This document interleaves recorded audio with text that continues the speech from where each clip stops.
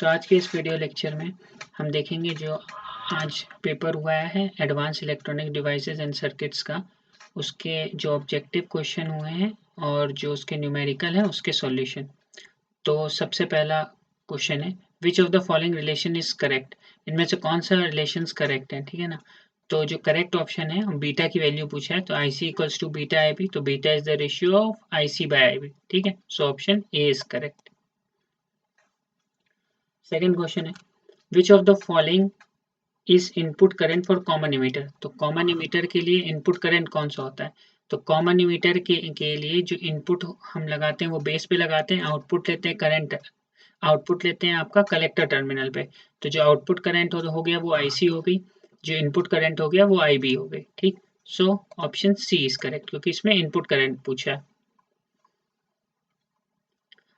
Stability factor for common base transistor is. Stability factor क्या होता है कॉमन बेस ट्रांजिस्टर कॉन्फ़िगरेशन के लिए। So option A is correct which is unity. Which of the following H parameter is called output admittance. तो output admittance किस H parameter को कहते हैं। So option B is correct H22। H22 को ही हम आउटपुट एडमिटेंस कहते हैं। विच of the following is called transfer impedance. तो कौन सा इसमें जो है इसको हम ट्रांसफर इम्पिडेंस कहते हैं, ठीक है। So the correct option is option C Z12, ठीक है। दो टाइप के ट्रांसफर इम्पिडेंस होते हैं, एक फॉरवर्ड और रिवर्स। वो इसमें पूछा नहीं है कि कौन सा फॉरवर्ड या रिवर्स है, बट इसमें पूछा है transfer impedance. So option C is correct. तो the correct option is option C. The value of HFE। तो HFE की वैल्यू पूछा है, तो HFE का जो है रेंज होता है अराउंड 10 to 500 के बीच, ठीक है ना। वैल्यू रेंज कर सकती है। सो इस इन ऑप्शंस में से जो करेक्ट ऑप्शन है वो होगा आपका option A which is 50। In which of the following device output and input are in phase. तो कॉमन इमीटर में एम्पलीफायर में आउटपुट और इनपुट के बीच जो फेज शिफ्ट रहता है वो 180 डिग्री रहता है। कॉमन बेस और कॉमन कलेक्टर में जो आउटपुट और इनपुट के बीच जो फेज डिफरेंस रहता है वो 0 डिग्री रहता है। सो जो उसका करेक्ट ऑप्शन होगा वो option D both A and C. A and C में जो आउटपुट और इनपुट के बीच फेज शिफ्ट 0 होता है, या फेज शिफ्ट 0 का मतलब आउटपुट और input are in same phase. The function of RC coupling network is. RC coupling network का क्या फंक्शन होता है। तो जब भी कैपेसिटर लग जाता है ना तो वो डीसी को तो पास कर ही नहीं सकता, डीसी को ब्लॉक करेगा। तो ऑप्शन ए तो गलत है, ठीक है। आरसी कपलिंग इसलिए लगाते हैं कि वो एसी सिग्नल को पास कर सके। So option B is correct. Which of the following coupling is used for impedance matching. कौन सी कपलिंग इसमें इम्पिडेंस मैचिंग के लिए यूज होती है। So option B is correct. Transformer coupling हम लोग यूज करते हैं इम्पिडेंस मैचिंग के लिए। Which of the following is called feedback factor. इसमें से किसको फीडबैक फैक्टर कहते हैं। बीटा है तो बीटा ये आपका लूप गेन होता है, ठीक है। बीटा को हम लोग कहते हैं feedback factor. So option B is correct. 11th question in which of the following feedback bandwidth increases. तो जब भी हम कोई भी मतलब बेसिकली हम लोग नेगेटिव फीडबैक लगाते हैं तो आपका जो है बैंडविड्थ इंक्रीज करती है। तो जितनी टाइप की फीडबैक कॉन्फ़िगरेशन होती है सब में बैंडविड्थ इंक्रीज करती है। तो वोल्टेज सीरीज आ जाए, करंट शंट आ जाए, करंट सीरीज आ जाए, तो इसका जो करेक्ट ऑप्शन होगा वो होगा option D all of the above. In which of the following feedback input resistance decreases. किस फीडबैक में इनपुट रेजिस्टेंस डिक्रीज होता है। तो मैंने जैसे क्लास में बताया था कि इनपुट रेजिस्टेंस के लिए हम ये सीरीज और शंट को देखते हैं, ठीक है ना। तो इनपुट रेजिस्टेंस डिक्रीज करना है तो हमें शंट टाइप की कनेक्शन होनी चाहिए, ठीक है। So option B is correct. Voltage shunt में इनपुट रेजिस्टेंस डिक्रीज करता है।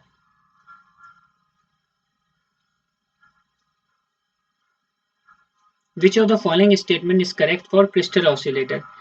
it has two resonance frequency, it has no resonance frequency, it has one resonance frequency, none। तो क्रिस्टल ऑसिलेटर की दो रेजोनेंस फ्रीक्वेंसी होती है, एक सीरीज रेजोनेंस फ्रीक्वेंसी, एक parallel resonance frequency. So option A is correct कि it has two resonance frequencies. Option 14 question 14 in Wien bridge oscillator only negative feedback is used, only positive feedback is used.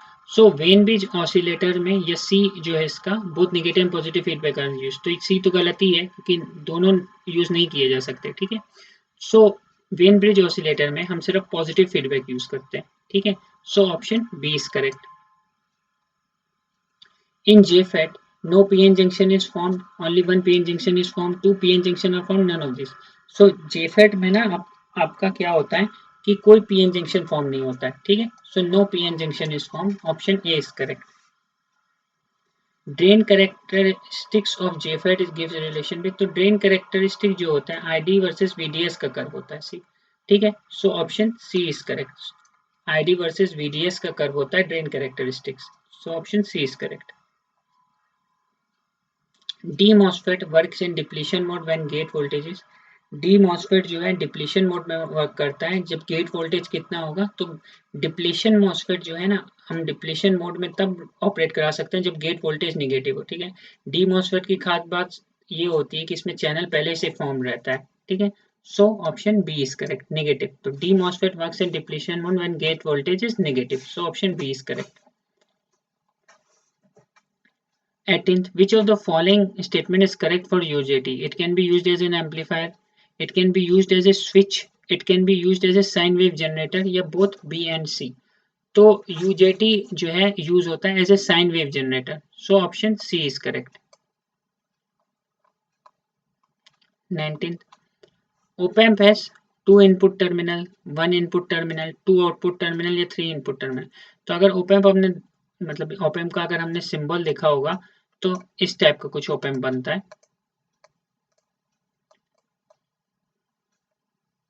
ठीक. यहाँ दो terminal लगी रहती हैं, ठीक, और एक आउटपुट. सो इस टाइप का सर्किट होता है. एक इन्वर्टिंग टर्मिनल होती है, दूसरी नॉन इन्वर्टिंग टर्मिनल होती है. तो इस टाइप का कुछ op-amp का सर्किट होता है. तो हम इसमें क्लियरली देख सकते थे कि इसमें दो इनपुट टर्मिनल होगी और एक आउटपुट टर्मिनल होगी. तो इसमें जो करेक्ट ऑप्शन होगा option A, which is two input terminals, ठीक. So option A is correct. Two input and one output terminal होती है op-amp में. 20th question, feedback component of op-amp based integrator circuit is. Feedback component क्या होता है op-amp based integrator circuit का. तो जब हम इंटीग्रेटर बनाते हैं तो op-amp में जो फीडबैक टर्म में कैपेसिटर प्रेजेंट रहता है, ठीक है ना. RC सर्किट होता है एक, तो R तो आपका यहाँ ऐसे प्रेजेंट रहता है, ठीक. लेकिन जब हम op-amp बनाते हैं तो जब हम यहाँ फीडबैक एलिमेंट लगा रहे हैं तो इसमें हम एक कैपेसिटर प्रेजेंट करते रखते हैं फीडबैक एलिमेंट में, ठीक. तो यहाँ एक कैपेसिटर प्रेजेंट होता है. सो इस क्वेश्चन का जो आपका करेक्ट आंसर होगा वो होगा ऑप्शन ए, कैपेसिटर. तो एक इंटीग्रेटर में जब हम op-amp से इंटीग्रेटर बना रहे हैं तो फीडबैक सर्किट में कैपेसिटर यूज होता है. So option A is correct. अब आपका जो है न्यूमेरिकल क्वेश्चन देखते हैं. तो एक ये 3 का और आपका क्वेश्चन आया है. इसमें क्या पूछा है आपसे, find the value of y11 and y22 of the circuit shown in figure, ठीक है. y11 और y22 की वैल्यू पूछिए, ठीक. और ये आपका एक टू पोर्ट नेटवर्क बना के दिया हुआ है. तो इसको हम कैसे सॉल्व करते हैं देखते हैं, ठीक है. तो सबसे पहले तो टू पोर्ट नेटवर्क में होता है क्योंकि हमसे y पैरामीटर पूछा है तो हम पहले y पैरामीटर की इक्वेशन लिखेंगे, ठीक है. तो जब हम y पैरामीटर की इक्वेशन लिखेंगे तो वो क्या हो जाएगा आपका, ये आपका सर्किट गिवन था, ठीक है. तो I1 equals to y11 into v1 plus y12 into v2, I2 equals to y21 v1 plus y22 v2, और y11 और y22 की वैल्यू पूछी थी. तो y11 कैसे निकालते हैं, I1 upon v1 when v2 is 0, ठीक है. अब ये जो आपके टर्म दे रखे हैं ये एडमिटेंस दे रखे थे, ठीक है ना, YA YB YC. तो मैंने इसको रेजिस्टेंस में कन्वर्ट कर दिया है, ठीक है. तो इसको मैंने शिफ्ट कर दिया 1 upon RA, 1 upon RB, 1 upon RC. Last में फिर जाके इसको कन्वर्ट करेंगे, बट अभी KVL लगाने के लिए मैंने इनको रेजिस्टेंस में कन्वर्ट कर लिया है, ठीक है. सो अब हम लूप कंसिडर करेंगे. तो फर्स्ट लूप हम ये वाली कंसिडर कर रहे हैं, ठीक, ये वाली. सो y1 इक्वल्स टू यहाँ से करंट I1, यहाँ से I2, और जब V2 को हमने जीरो किया तो आउटपुट टर्मिनल को शॉर्ट सर्किट कर दिया. तो जब भी शॉर्ट सर्किट टर्मिनल हम करते हैं तो उसके पैरेलल में जो रेजिस्टेंस रहता है उसकी कोई वैल्यू नहीं हो जाती क्योंकि उससे करंट पास नहीं करती, ठीक है. तो शॉर्ट सर्किट वायर से करंट पास कर जाती है, इसका कोई यूज नहीं होगा. तो ये रेजिस्टेंस या यहाँ से हट जाता है, यानी कि इसका कोई फंक्शन नहीं होता. तो अब हम देखते हैं अब हम ये लूप यूज करेंगे v1 equals to I1 plus I2, ठीक है, इंटू 1 अपॉन RB. ये हो गई आपकी equation number first. Second loop हम ये वाली यूज करेंगे, ठीक, ये वाली. फर्स्ट लूप हमने ये यूज की थी, सेकंड लूप हम ये बड़ी वाली लूप यूज करेंगे, ठीक है. सो v1 v1 और यहाँ पे हम इक्वेशन लिखेंगे प्लस i2 इंटू आर है। अब ये वाली लूप हो गई थी तो हम सेकेंड लूप में इक्वेशन लिख रहे हैं, ठीक है। तो v1 plus i2 into one upon R equals to 0।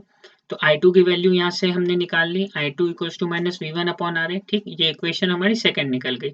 अब इस सेकेंड इक्वेशन को हमें इस इक्वेशन में सब्सटीट्यूट कर देना है, ठीक है। वो इसलिए सब्सटीट्यूट कर रहे हैं क्योंकि हमें i1 अपॉन v1 का रेशियो चाहिए, उस वजह से, ठीक है। तो i2 minus V1 into are है, तो v1 इक्वल्स टू i1। अब यहाँ पे i2 की वैल्यू सब्सटीट्यूट कर देंगे, तो माइनस वी1 अपॉन आर है डिवाइडेड बाय आर बी। तो इसको हम जब सॉल्व करेंगे, ठीक है, अब यहाँ से v1 हम शिफ्ट करके यहाँ पे ले आए, ठीक है। So i1 upon V one when v2 is 0, उसको हम y11 कहते हैं, वो आएगा R A plus R B. लेकिन हमें एडमिटेंस के फॉर्म में ही आंसर देना है, तो आर ए को हम लिख सकते हैं 1 अपॉन वाई ए, आर बी को लिख सकते हैं 1 अपॉन वाई बी। तो जो हम इसको सॉल्व करेंगे तो जो आपका आंसर आएगा y11 का, वो Y A plus Y B into Y A into Y B. तो y11 का आंसर आ गया। अब y22 का आंसर हमें निकालना है। y22 क्या होगा, ratio of i2 upon v2 when v1 is 0। तो v1 को हम शॉर्ट सर्किट कर देंगे, ठीक है। शॉर्ट सर्किट के पैरेलल में जो रेजिस्टेंस होगा उसकी कोई यूज नहीं होगी, ठीक है। सिमिलरली हमें दो लूप लगानी पड़ेगी। तो जैसे फर्स्ट लूप हमने लगाई इस इक्वेशन इस ये लूप कंसिडर की, और ये फर्स्ट लूप हमने इसमें लगाई। तो हमने जो इक्वेशन लिखेंगे, i1 करंट यहाँ से आ रहा है, i2 इधर से, तो इसमें अगर इस नोड पे हम KCL लगा रहे हैं तो इसमें कितनी करंट जाएगी, i1 plus i2। So v2 equals to i1 plus i2 into one upon R C, ठीक है। और इसको हमने रेजिस्टेंस में एडमिटेंस थे, बट इनको हमने रेजिस्टेंस में चेंज करके दिया है। सो v2, हाँ, तो ये हो गया आपका।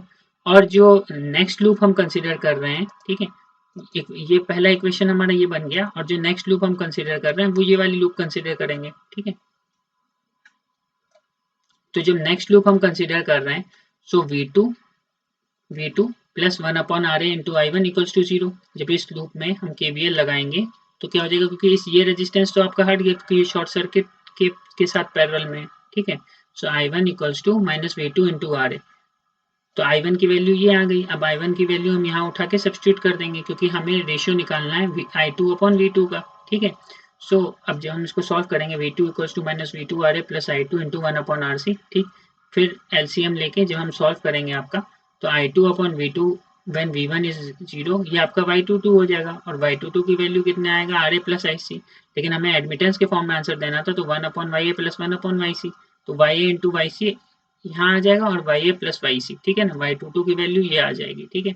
सो अब इसकी यूनिट अगर लिखनी होती तो हम लिखते हैं MHO, और y11 और y22 की वैल्यू जो है ये फाइंड हो गई। तो इस क्वेश्चन में हमें y11 और y22 की वैल्यू फाइंड करनी थी। तो इतने ही न्यूमेरिकल और कुछ ऑब्जेक्टिव क्वेश्चन हमने डिस्कस कर लिए इस वीडियो लेक्चर में। अगर आपको हमारी वीडियो इन्फॉर्मेटिव लगी तो please like, share and subscribe.